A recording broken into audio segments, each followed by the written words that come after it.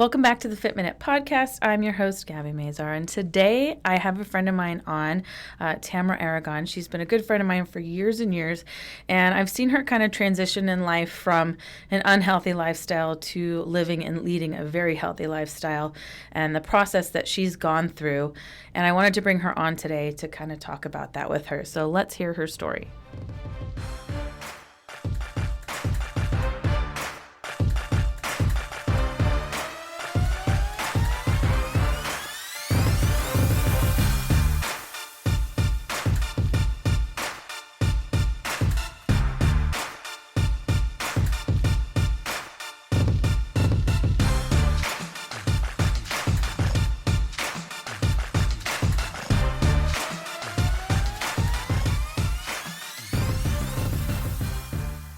Welcome, Tamara. Thank you. So let's get started with when we first met a long time ago.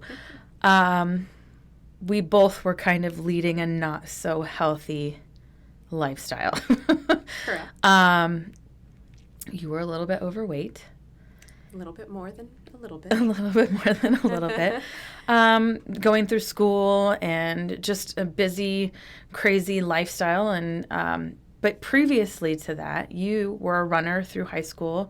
You were always active. You were a weightlifter and, led this healthy lifestyle. And then kind of just through college and after college, kind of went through a bad time.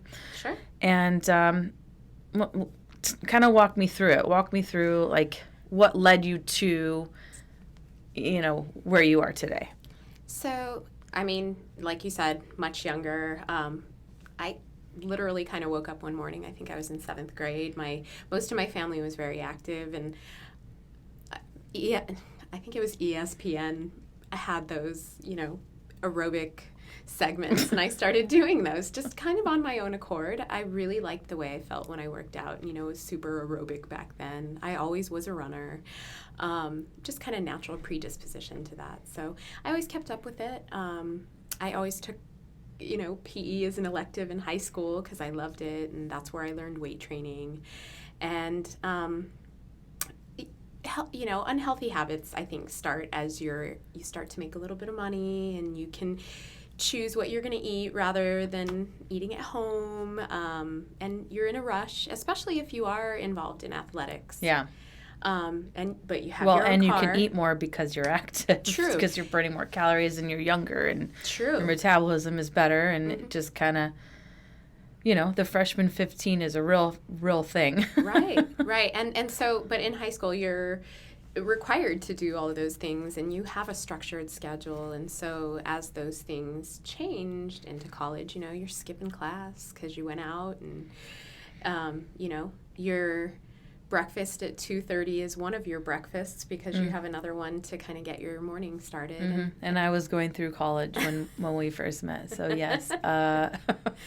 Yeah, so goes the cycle. Yeah. And I think the funny thing is that we were about 10 years apart, and you didn't have the issues yet. Yeah. The life issues. Or the fair warning that, you're not going to stay skinny forever if you keep that up. But, but part of that, though, was, too, that I had a neck injury, and I was told that I probably should restrict activities. And From a car accident, right? No, I fell.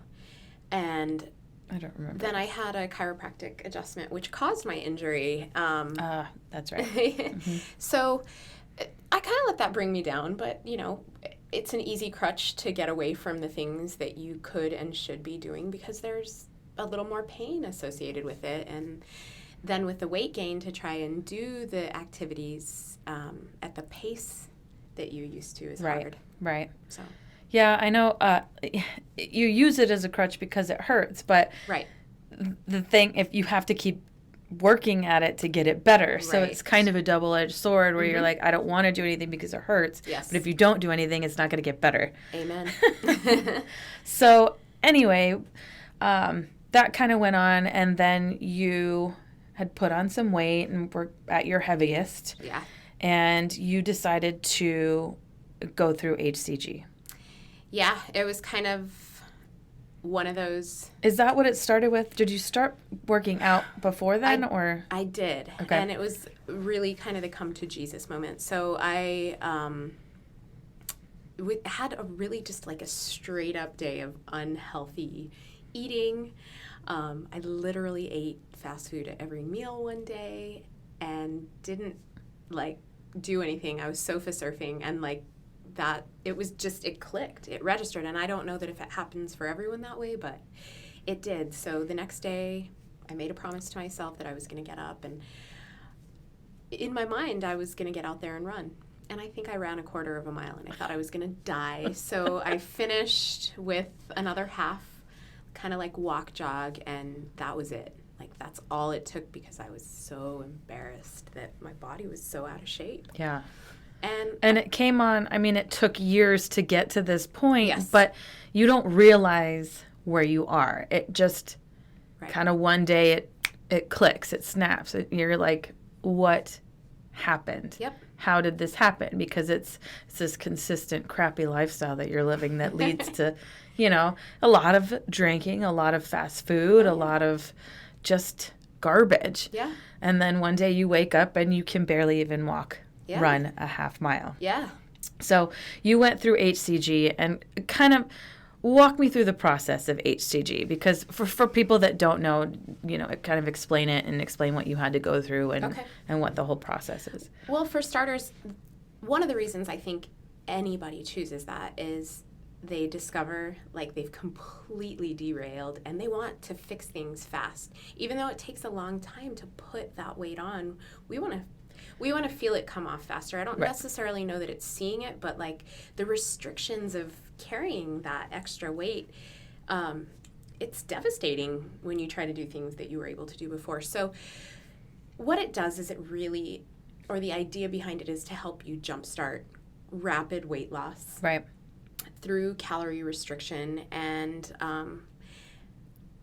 a hormone type thing called HCG. I think it's human chorionic gonadotropin, if I'm even pronouncing that correctly, taking a stab at it. But you are on about a 500 calorie restrictive diet. The hormone itself is supposed to help you retain lean muscle mass while you are on that level of calorie Which restriction. is a huge, huge calorie deficit. Yes, it's insane. And you do it for 21 days. The one that I did actually requires an injection, which freaked me out a little bit, but I did it for the 21 days. And I want to say that I lost like 18 pounds. Which wasn't everything that I needed to lose. And then you transition. You do a couple more days where you're still on a restriction, but it's about 1,000 calories. And then it segues you into kind of a macronutrient counting plan, which not everyone has their head wrapped around. You hear about it all the time. But it's really just kind of balancing out all of your macronutrients. Mm-hmm.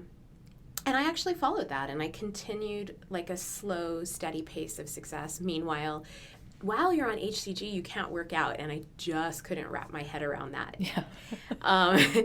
Because you had already started getting into that routine again, so now you're getting out of that routine. Correct. Yeah. And to be 100% honest, like, I had lost all investment in researching what I was doing. Like, I wanted something to get me there.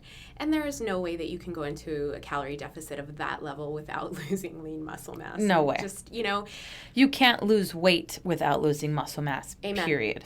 It just is. I mean, anytime you're in a deficit, anytime you're losing weight, you are also losing muscle mass. Mm-hmm. The goal is to lose the least amount of muscle mass, but you will lose it. Right. I mean, that's just how your body works. Right. And especially at that level of calorie deficit, Absolutely. There's just no way. Right. I mean, it's taken its toll. So, but it worked. I mean, it got me to a space where I felt like I needed to be. And then I continued the healthy eating regimen and just continued to up my levels of workouts. And altogether, I ended up losing about 50 pounds. Yeah. And kept most of it, if not most of it off. Well, yeah. You waver between a good 10 pounds maybe, but not anymore. Not anymore, yeah. I got actually closer to 60. So 50 is actually where I've been, Yeah. like, not training. And, we'll talk about that in a little bit. And But 60 was a little too much. it was excessive. Yeah. But it was part of a training. I was doing some aggressive training, which naturally can happen. So after you went through HCG and lost weight and, down the road, you ended up in that field. So you work in a field where you see people doing HCG and going through that. I do. What is the, let's say, success rate that people keep it off? Or, do they keep it off? Do they continue to use HCG? What do you see in the industry? Well, for starters, like, as a support system, I was able to rally and get about 5 other people to join me when I started my program. And I was the only one that has had continued success. So stepping into the industry a little bit later on and working in health and wellness or, weight loss, it's considered health and wellness, that program. I see a very small percentage of continued success where people come off and they go into a lifestyle program. Mm-hmm. A lot of people use it as a crutch, and I feel, I certainly know through my own personal research and what's out there that there's a lot of damage that, being on that it can cause to your body, whether it be to your heart or I even think emotional. Well, there's no way that you can cut that amount of calories out of your diet and not be affected mentally. I mean, if you ever have been hangry, y'all know what I'm talking about. If you ever been hangry, imagine that for 21 days. 100%. And then after the fact, you're still in a huge deficit. I mean, the average calorie intake should be around 2,000 calories, give or take, depending on your age, height, weight, yada, yada. Mm-hmm. But, if you're imagining that someone should be eating about 2,000 calories a day and you're cutting out 1,500 of those, that's a huge mental strain on you. Sure is. Yeah. So, I've seen in my industry a lot of people that want to do it or that do it and then they gain it all back because, again, you're cutting out all those calories and then you're going right back into your normal habits that you did before. So you may have lost that weight, but then you just gain it all back plus some. Mm-hmm. So what you did afterwards, after you went through that program, was you continued to work out, you continued eating healthy, you went and got personal training certified and Zumba certified. You were teaching Zumba for a long time. Mm-hmm. And then marathon training. Yeah. How many, you did 2 marathons? 2 full marathons. 2 full marathons and then a bunch of little races in between there. And quite a few half marathons. Yeah. Your first marathon was Hawaii, wasn't it? That was really rough. But I know that you've really kept up with it because you changed your lifestyle. Absolutely. So what exactly do you do on a daily basis to keep that weight off and stay healthy? And there's just a definite change in mindset. I mean, if I'm hungry, I eat, but I'm prepared.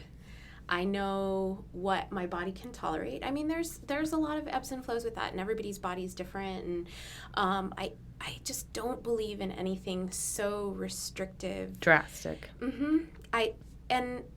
There's ketogenic. There's all of these ideas on how to get to a certain goal. And for some people, it fuels their body appropriately. I truly believe that. But for me, that's not the case. And I've tested all of these different things, and I've had some bumps in the road. I had to be on prednisone, which put a little extra weight on me, and it was a lot harder to get off. But I maintain that mindset, and I've still continued to follow that structure, even though that can really put a roadblock on achieving goals. But I just stuck to the program, and I stayed the course, and I'm finally back to where I'm gaining lean muscle mass again, and I'm seeing changes, and I'm doing things that are still challenging, and that are fun. If I get tired of it, I ditch it and I find something new. Right. Because you've done a lot of different things. You did Zumba for a few years. I did, because it was fun. You taught it, you took it, you still take Zumba. I do. But not to the extent that you used to. Right. And, you don't run marathons anymore. I don't even run anymore. But, I think you go through times where something works for you for a while, and then you kind of, you want to move on to something different, or get muscle back, or it's not working as well to keep the weight off, and you do kind of have to confuse the body sometimes. Yes. But so anyway, when you said the keto diet, I don't even know if I should bring this up on a podcast, but have you heard about the keto crotch? I read about it today, and I almost died. That's one reason to stay away. So I wanted to bring it up just because if you haven't heard of it, Google it. But anyway, I wanted to bring it up because we see so many different diets. Anyway, sorry. We see so many different diets, and we just don't know the effects of what it does. And that kind of brings me back to the HCG too. You want to lose weight so fast. You want it to come off right away, but you didn't gain it right away. Right. It took you time, and it's going to take time to lose it. But we go through all these crazy drastic diets, and we don't know the effects of what it's going to do. So basically what the keto crotch is that it's changing the pH in your body, which is not good and causes an odor. And there are a lot of different diets that do that. And like you said, some things work for some people and some things don't. So that may not happen for everybody, but it is a side effect for some people. So some people may do really well on high protein, low carb. Some people don't. Like for me, I don't do well on low carb. If I have less than 100 grams of carbohydrates, I am a slug. I am exhausted. I cannot function. I can't make it through my day. So cutting down to 20 carbohydrates a day is absolutely just absurd to me. It's never going to happen. And it's really not even maintainable. Mm-hmm. I mean, I don't know anybody personally that can do that for long periods of time and maintain it and not feel like they want to punch their head through a wall. That's right. Anyway, I thought it was interesting because there's so many diets out there. There's so many things out there, but the thing that works 100% of the time is consistency. Yeah, and keeping it a lot cleaner. I mean, we have the conversations. You get the text from me that like, I'm craving, whatever it is at that moment, but I'll go get it. But I'll get the smaller end of things, you just don't have to go crazy if you actually give yourself those opportunities to cheat a little bit or taste the flavors that you want. Sure. I think it's that people binge. Yeah. Or because they have something that you don't consider healthy, you think your whole day is shot, your whole week is shot, screw it, I messed up and now I don't want to do it anymore. But when you allow yourself to have those things, then you don't crave them as much, or you're not binging on them. Right. So, I don't know, there's like a meme, I don't even know if it's a meme, but there's like a photo of like healthy eating, what people think it is, and what it really is. And it's like just a picture of a salad, but then you're eating pizza.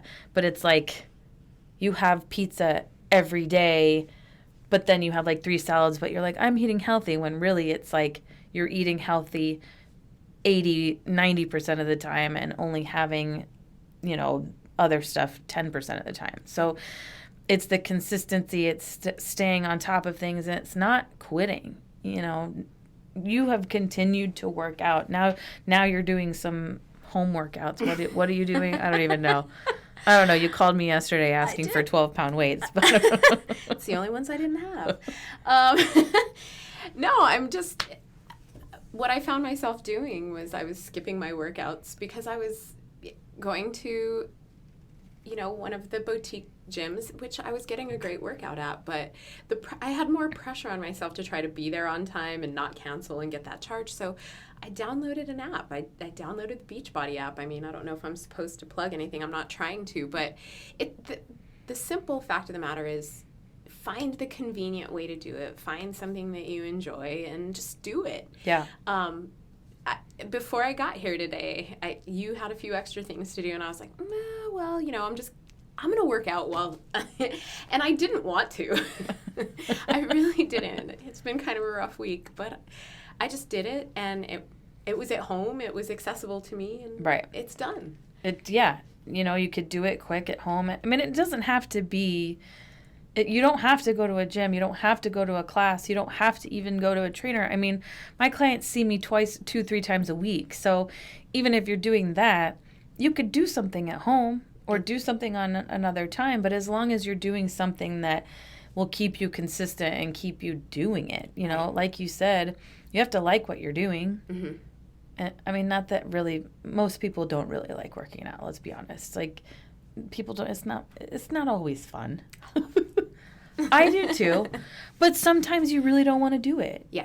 But if you're doing something in your living room at home for 20 minutes, really, can you make an excuse? That's it. You can make a lot of excuses, but that, like you said, it's, you had a little time and you're like, I really don't want to do this, but let's do it, right.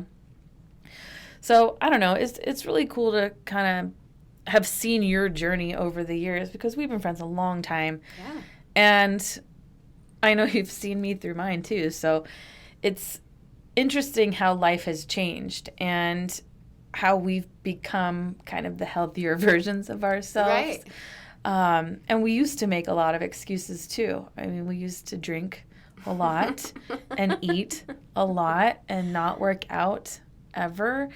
And it was easy to do. It was so easy because, I don't know, it was fun, I guess. It was fun. But we even used our work schedules as an excuse. And totally. I feel like we work so much more now and way more. Find all that. But I feel like the stability of what we do right now could never be manageable if we didn't have those structured pieces in our lives. Well, I think that you kind of go through these times in your life and you have...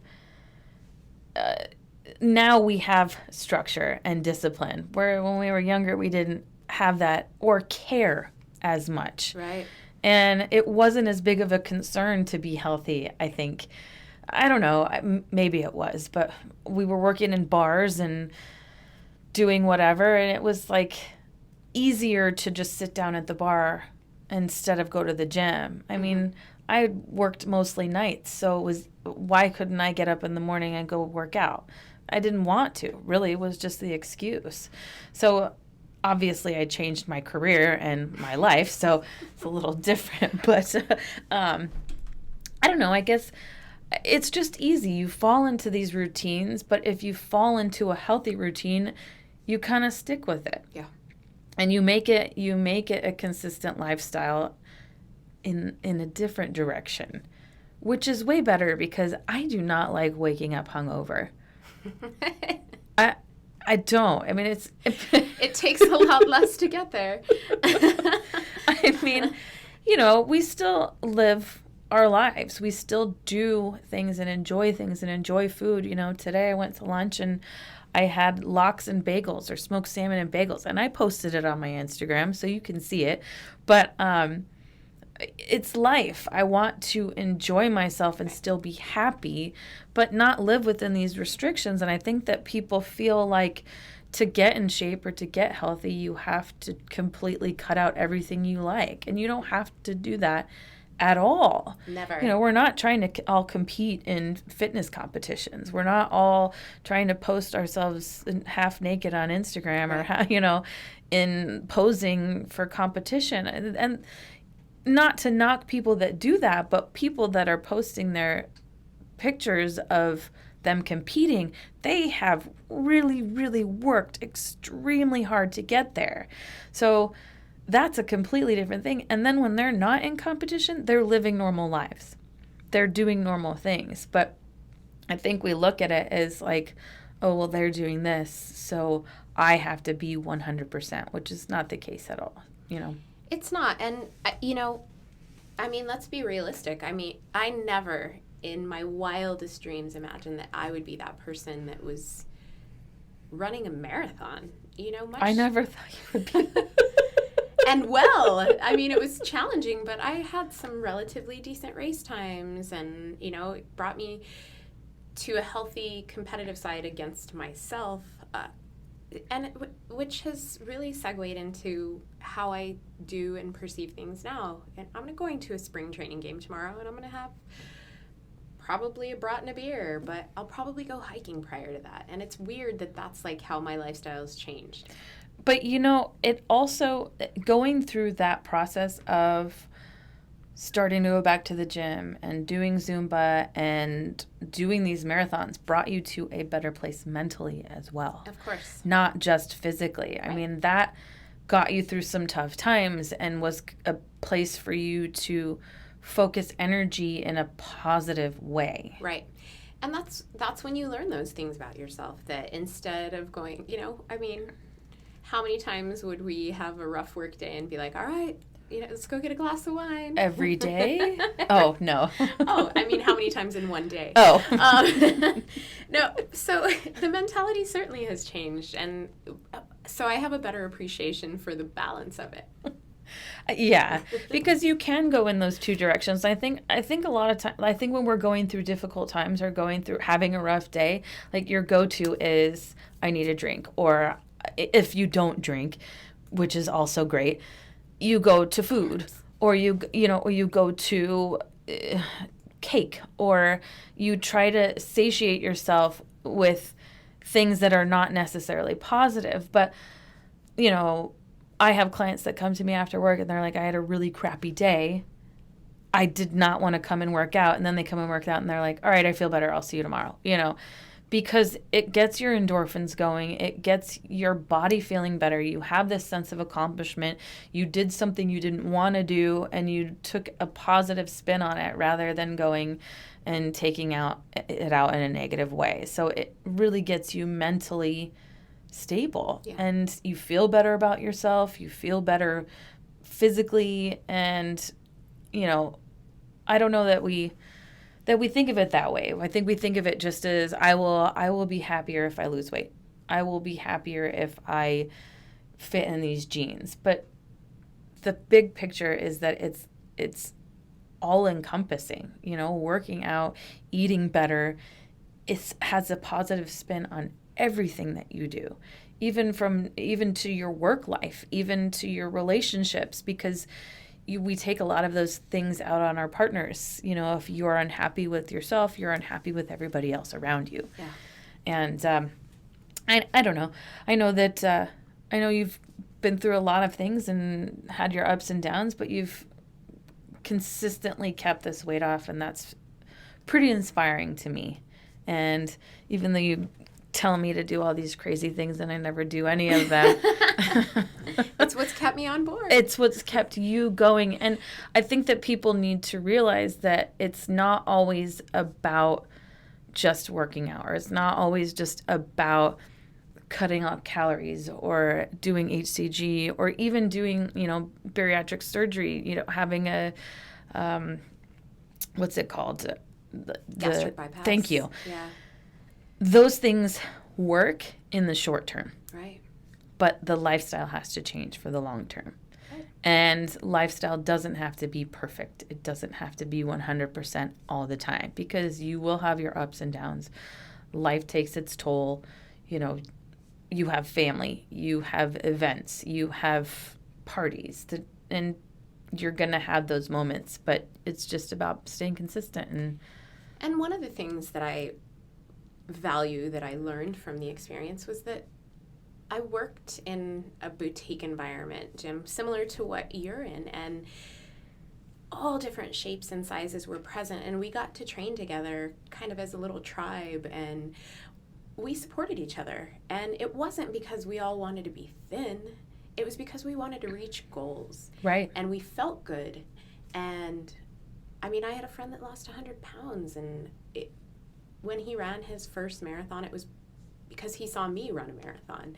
And you just don't realize that you're inspiring people. And so I think for me, that keeps me accountable and consistent to know that there's people watching us. Right. And it's all not the time. It's not because we lost weight. It's because we stay consistent and we're happier and we're contributing to that development of others. So that's really kept me focused and on point with this for a long time. Not to mention, I probably look and feel younger than I did 10 years ago. And there's so much to be said for changing your lifestyle. Right.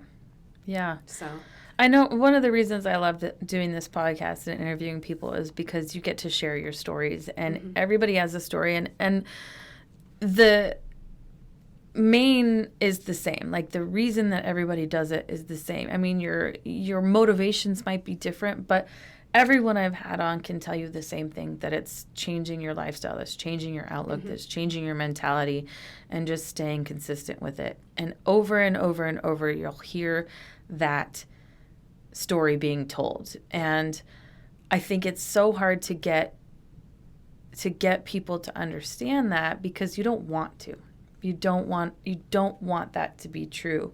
You want to hold on to your habits because it's a comfort. It's a comfort zone that you're in, and it's pushing yourself outside of that comfort zone where you see the results. So thanks for coming and telling your story today.